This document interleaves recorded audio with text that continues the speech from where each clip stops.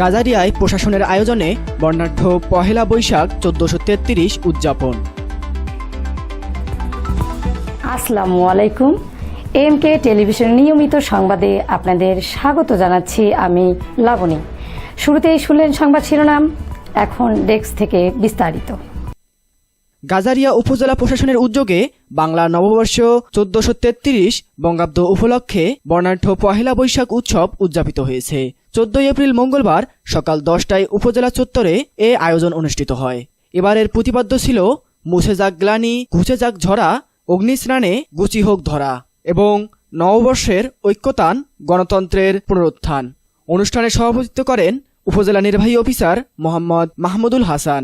এ সময় উপস্থিত ছিলেন গাজারিয়া থানার officer in charge OC Mohammad Hasan Ali, প্রকল্প বাস্তবায়ন কর্মকর্তা ফজলুর করিম, মাধ্যমিক শিক্ষা কর্মকর্তা মোহাম্মদ জাকির হোসেন, কৃষি কর্মকর্তা ফয়সাল আরাফাত বিন সিদ্দিক, উপজেলা প্রকৌশলী সামিউল আরিফিন, প্রাণী সম্পদ কর্মকর্তা রিগান মোল্লা, গাজারিয়া উপজেলা বিএনপির আহ্বায়ক ও জেলা বিএনপির আহ্বায়ক কমিটির সদস্য সৈয়দ সিদ্দিক উল্লাহ ফরিদ, জেলা বিএনপির আহ্বায়ক কমিটির সদস্য ইসহাক আলী সহ বিভিন্ন দপ্তরের কর্মকর্তাবৃন্দ ও রাজনৈতিক নেতৃবৃন্দ।